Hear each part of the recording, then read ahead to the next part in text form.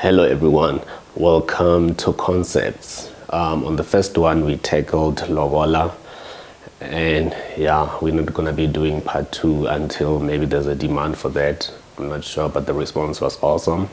Thank you for that. On this one we're gonna be talking land. There's a lot of controversy around land, and I'm not promising that we can make this more clear, but we will do what we can. So on Concepts, as you know, unlike sessions with the founder, we pick a topic and we drill it instead of just dabbling a lot of topics at the same time, right? So to many cultures, land is just soil for agriculture and a place to reside, or homeland, right? But in Africa we have a whole lot of dynamics, right? We still have people who are what? Who are nomadic, who are semi-nomadic, and also those who are based in one place.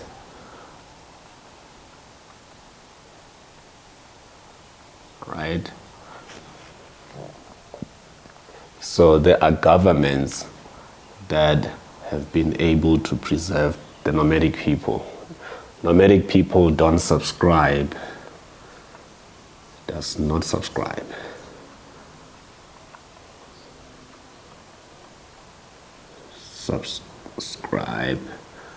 to notion that land belongs to a person.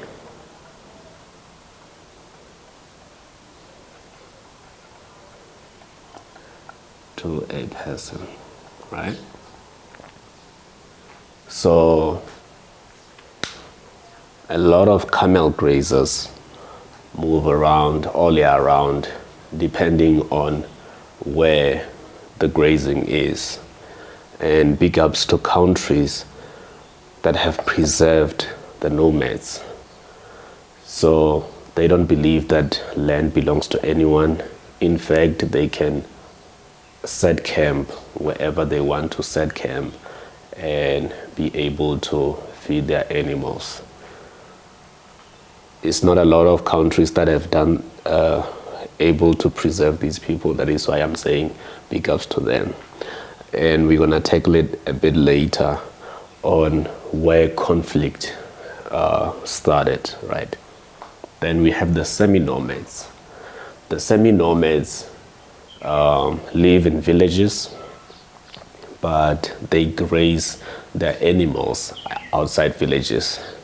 So this means that the men will take their cows and leave their village for a couple of weeks, months, depending on if the grass is green and stuff like that, where they can find the closest grass. They go, they graze there. They leave the women and the children in the village, and then they come back after some time. So these are semi-nomads. So their land belongs, their village is their land, but they also don't subscribe to the notion that land belongs to people. That is why they can go and invade places, right? They can go and invade places and feel free to be able to graze wherever they wish. You'll find a whole lot of them in Africa, Ethiopia, Sudan, Eritrea, place like that. Then this is what a lot of people are common to, right? So those who are based in one place believe that land belongs to them, they can actually, acquire a title deed, and that land will be theirs, and they'll be able to pass it to their children and stuff like that, right? Okay, so that's the first layout that I wanted to get out of the way. So for the Africans who are based in one place, not the nomadics, they believe that land is more than just, a place to live, and agriculture or economic activity based. So they also believe that land says something about their identity and spirituality.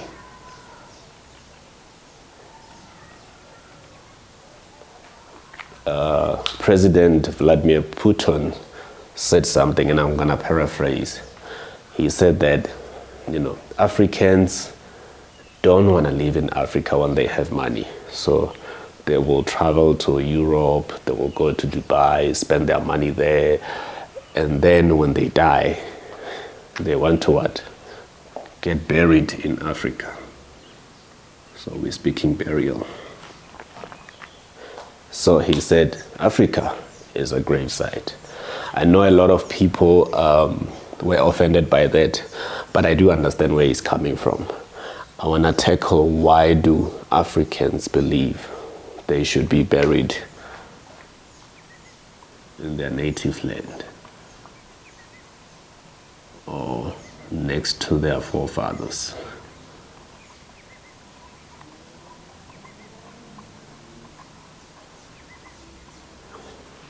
It is precisely because of spirituality. Spirits are territorial, right? So in the African tradition, you are supposed to stay with your people, live with your people, and die with your people. Otherwise, they believe that your spirit gets lost. That is why when there's a burial, they will try to redirect. Let's say a person died on the road. They will call a spiritual person to go and to that place where that person died and try to redirect the spirit back to where? Back to the person's home. So they will hold a whole ceremony for this, so that what is this? So that they believe that they should direct a spirit to the person's home, and finally the body will join. That is why a lot of people, let's say somebody died in Gauteng, right? Gauteng, for those people who don't know, is where Joburg and Pretoria are based. Pretoria, Joburg, I think in the Vaal, I'm not sure, yeah, maybe. So this area is an economic hub of South Africa besides Cape Town. So a lot of people flock here for economic activities, to get a job, to start a business and stuff like that. So people will spend so much money just to transfer. Let's say somebody died in Joburg, for example, and they are from Gqeberha. They will pay so much money just to get buried in Gqeberha. Pay a lot of money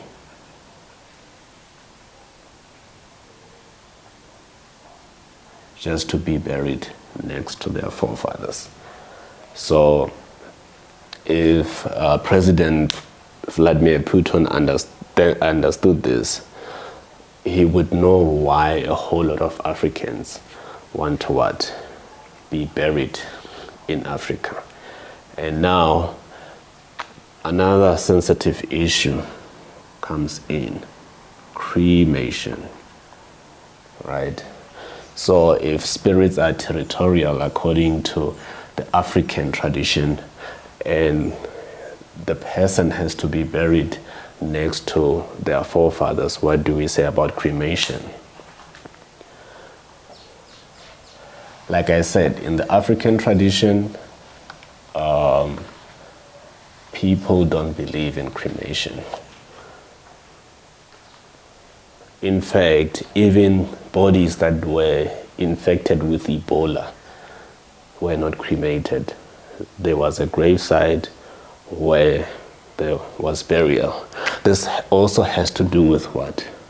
The ancestors that the Africans believe in, right?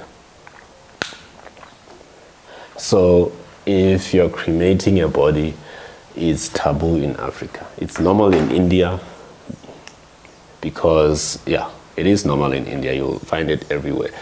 But in Africa, people are still unsettled.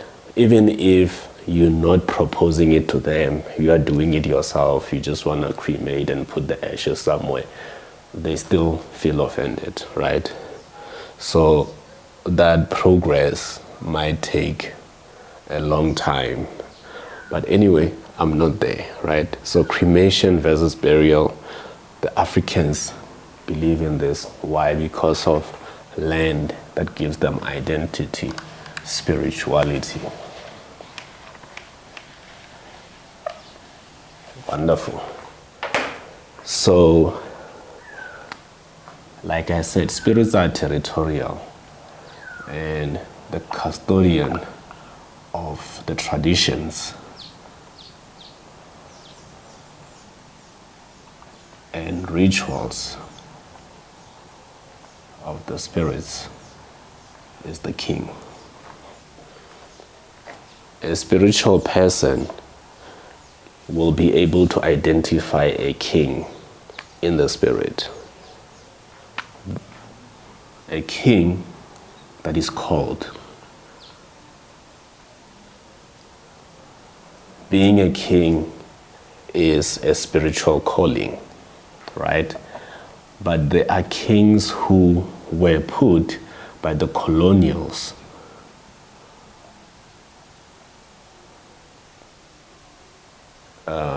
so the colonial power put a lot of chiefs and kings in place because they were able to control them. So they just wanted a puppet on the throne who will execute colonial projects within what? Within a kingdom or the African communities. But there are those who are called, which is a calling, who are custodians of traditions and rituals of a specific group in a specific land. Like I said, this has to do a lot with the spirits, right? Because spirits are what? Territorial. So they appoint a human being because they cannot operate in the physical realm without a body. So they look for a servant, call a servant, and then he goes through rituals and stuff like that to be able to connect with them, and then they give him information on how to do rituals so that they can stay intact and stuff like that. But as we know that, like I said, as we know that municipality or the local government, so our government is set up like this. We have a national government, we have a provincial government, and we have a local government. So a local government is a municipality. A lot of the powers that belong to kings were transferred to the municipality, right? the other power that they had, which was the right to settle disputes. The right to settle disputes was transferred to what? To the courts. So now we have lawyers and judges and stuff like that. Before, there used to be something called lekgotla or horo. Let me try to write it down. Lekgotla. So a horo would settle disputes within the region that the king resides, right? Within that land that belongs to the king. Land belonged to the king, not to individuals. Let me try to solidify what I'm saying. So let's say a family wants to join a certain kingdom. What they would do, they would go to the king and what? And pay tribute. And ask for the right to reside within the local community, right? And if the king says yes, they can stay there, right? But if there's a dispute, let's say, for example, somebody is being accused of black magic or witchcraft, whatever you want to call it. And then in the horror, this person is found guilty. What happens? Well, what happens is the king will discommunicate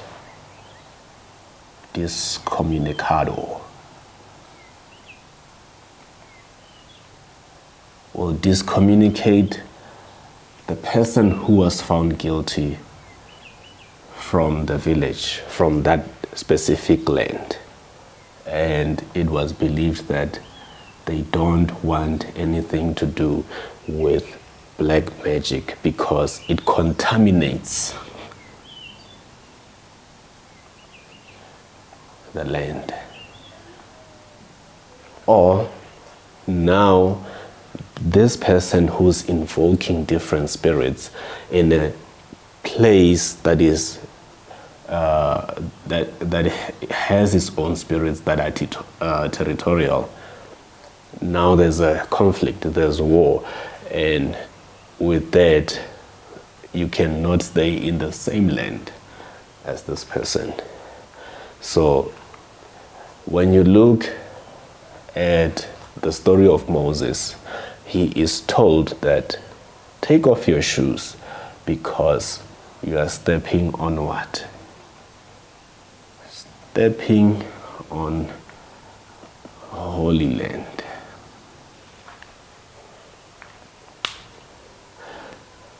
Take off your shoes because where you are standing is what? Is holy ground.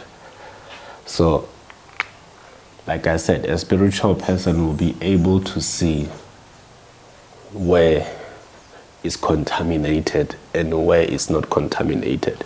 That is why a lot of people are proposing that South Africa as a nation needs to be cleansed because there was a lot of bloodshed.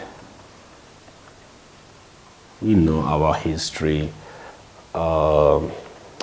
during apartheid, even after when Mandela was released in the 90s, there were a lot of wars and a lot of bloodshed and stuff like that.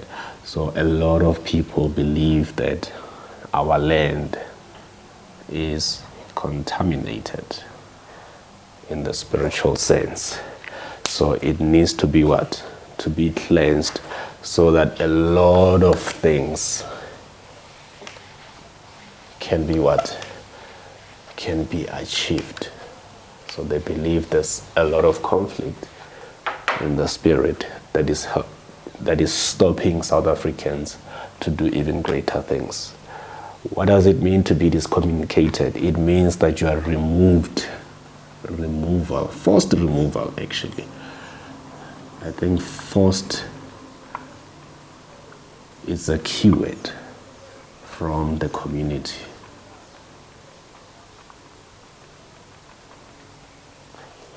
So you are forcibly removed from the land because you are contaminating the land, right? I just wanted to solidify the spirituality part. So it is not just about perfect weather, nice weather where we can have, plant grapes, vineyards, stuff like that. But it has to do with more. That is why you find some people staying in a desert and not even hoping to move. Why? Because of the spirituality that connects them to the place, the identity that connects them to the place. So it wouldn't make sense for somebody to stay in the desert where the conditions are hard. Why not just migrate and move to a better environment? But you see people still there, not trying to move or anything, right?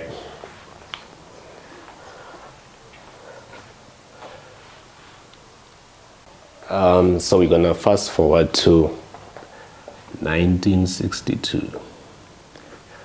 I know a lot of people are expecting me to address the 1913 issue, but we'll get to that, right? If not in this episode, I feel like the session has been long, but yeah. If we don't get to 1913 in this session, I'll put up another episode. So in 1962, what happens in 1962? We have what we call the Bantu states. The first one is erected, which was Transkei, right? The Bantu state, or a tribal homeland. So this was Britain's efforts to re-tribalize South Africa. So now we have a re-tribalized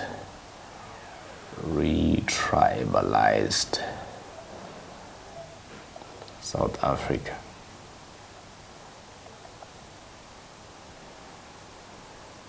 And this was due to their success in places like Darfur. I feel like Darfur is vital to this, but I want to keep it in the context of South Africa, right? So they had major success in re-tribalizing Darfur. They took it from a multinational cosmopolitan elite. And yeah, we know that. So in the desolation of Darfur, Sudan became a conflict zone, a war zone. All right, so now in 1962, the same thing is attempted. And of course, they gave it a nice public relations slogan to say, people are now, they call it self-determination.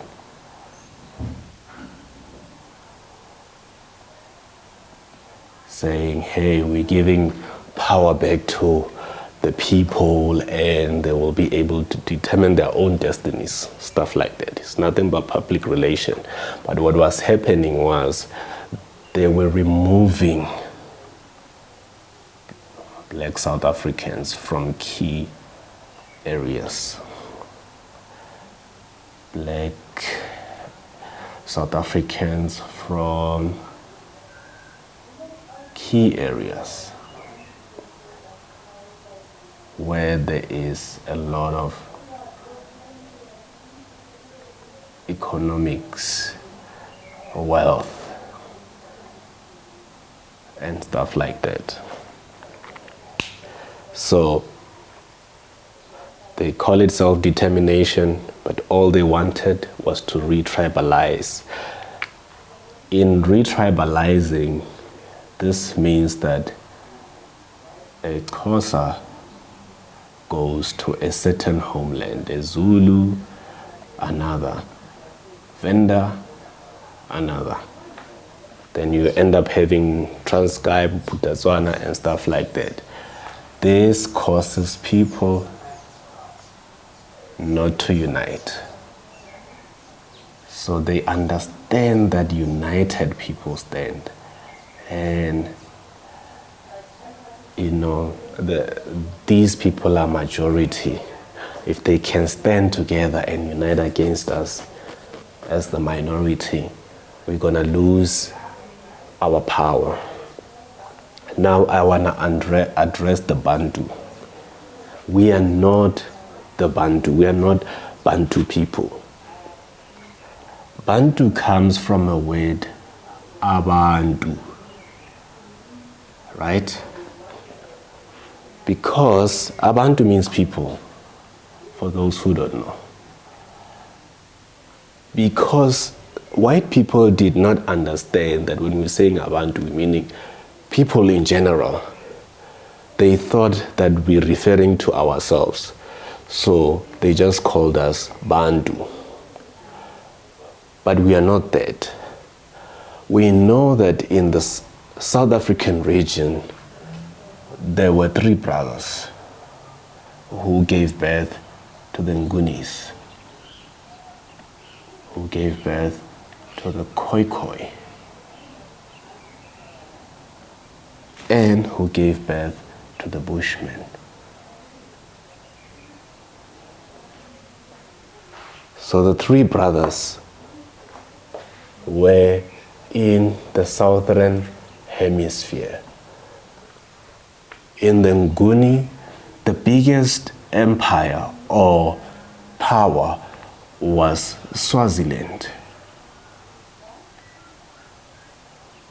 I actually don't want to go there because there's a lot of sensitivity, right?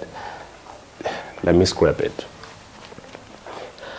But this word means what? Abantu. It comes from Abantu, meaning people. So the white people called us Bantu generally, and they couldn't distinguish between a person who's Nguni, a person who is Sotho. So they just called all of us Bantu. Imagine calling a Sotho person Muntu. Ke Motho. A Sotho person ke Motho. Right? That's the language of the Sothos. So, yeah, I just wanted to talk a little bit about that.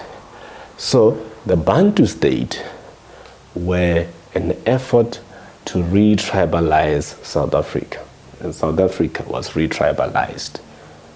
That is why today we still have tribalism, tribal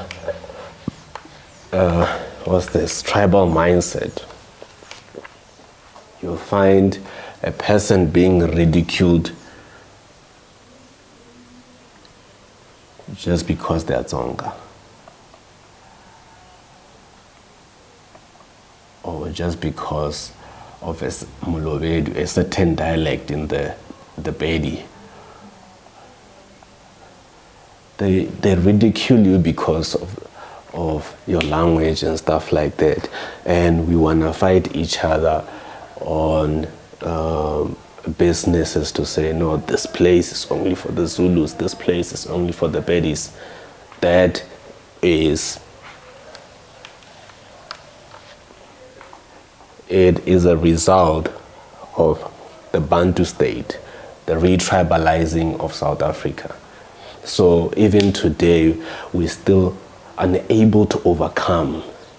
We're still unable to unite and see past our differences, and our ethnicity is in the way of us working together.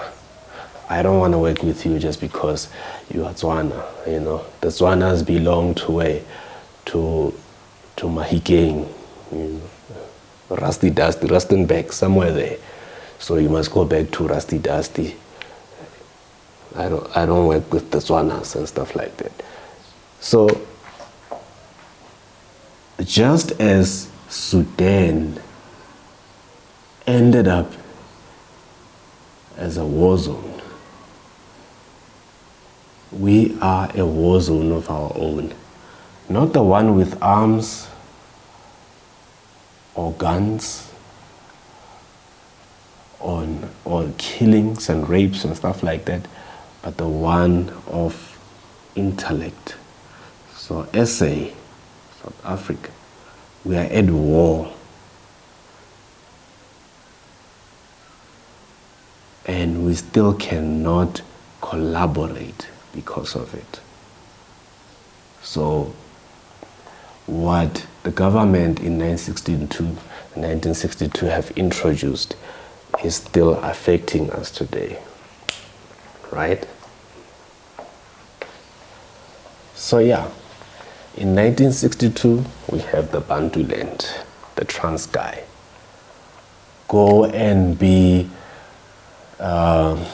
and determine your own destiny. Be in control of your own destiny. We see Transkei being successful. We see a lot of professionals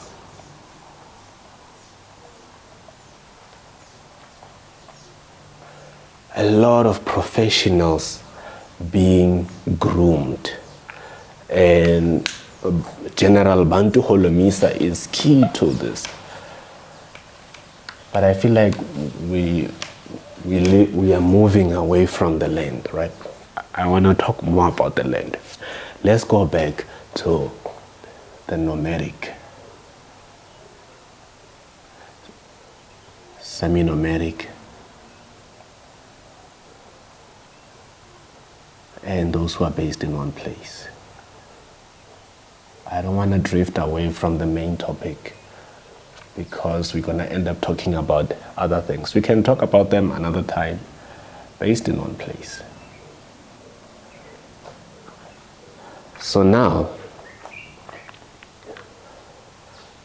we have people who are saying, oh, we are fighting for the land, our land must come back, right?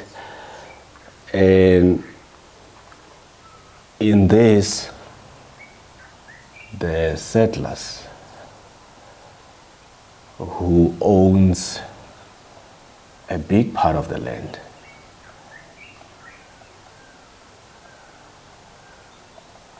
are threatened that we're gonna come, like what happened in Zimbabwe, we're gonna come, take your land and redistribute it to the people, right? So when you are having a situation like this, it is very complex. What about the people who were nomads? The people who did not subscribe to stay in one place, who moved around from north to east to west, all the way to the south, depending on the seasons. How are you going to give them land? Because they never believed that land belongs to them. They never had their grave sites in one place. And another key thing is that a lot of people are saying, no, we will know it's your land because where you buried your people. What about these people who moves around all year round? Does this mean that they're not going to have land?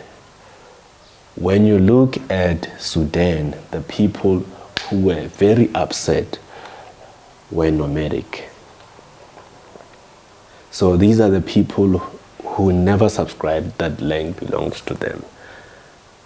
Now they formed groups like the Janjaweed, for example, terrorizing other people because they were denied land. They were denied land, and the British said land belongs to the natives. And in those natives, only the ones who were based in one place were able to access this privilege. And those who were settlers, whether you're 10th generation, 9th generation, 20, nobody cared. They were discriminated. So we see discrimination against settlers.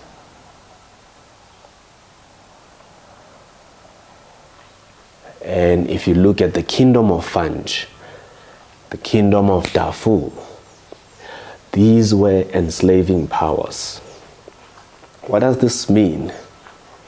It means that a huge part of their population was not native. Most people came from West Africa.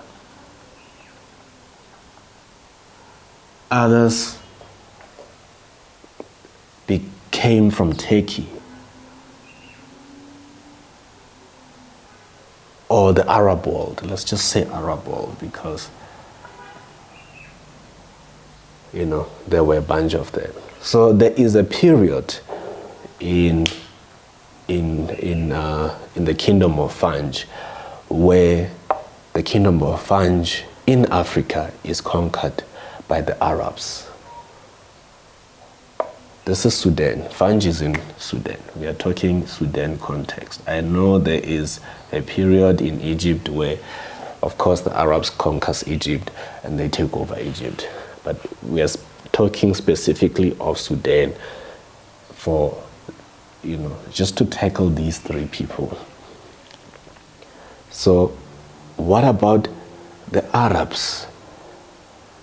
What about people from West Africa? They were also designated settlers. And now you have an issue where people are going into Chad to receive military training.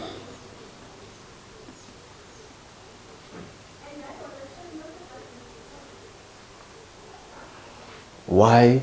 Because they want to win back their land, right? The new policy from the British excluded them from the land that they had for so many years, one that they inherited from their forefathers. So they move into Chad. They just like the Mkonto Sizwe did, the Spear of the Nation. You guys know what Mkonto Sizwe is. So there are people moving into Chad, getting military training so that they can go back into Darfur and fight, right? And this causes a whole lot of issues in Sudan. In Chad. Chad also starts to have a civil war until the Chadian government destroyed Darfur. Because now Chadians also went into Darfur to arm and go back into Sudan, into Chad to try and fight the government that is there. So now the Chadian government decided this Darfur is a problem. They destroyed it. It went from a multinational, cosmopolitan elite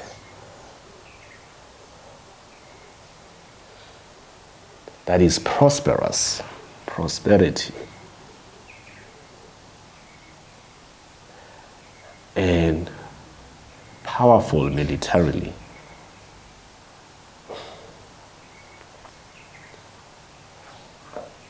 to a place of war that is flooded with arms, because Darfur was re-tribalized. Re-tribalized by what? By the British. Why are we talking about Darfur? Because the same thing happened when the Bantu state was introduced. Hey, this is self-determination.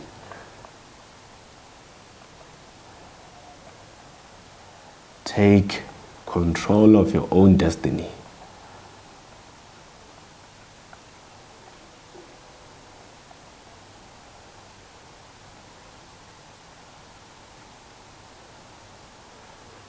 But in fact, it was re-tribalizing.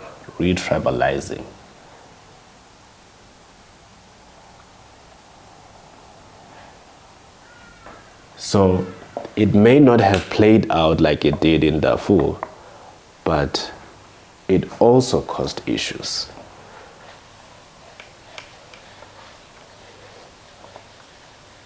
And there are a whole lot of political parties that are entertaining the issue of the very policy that the British have introduced in Africa. Divided, we fall.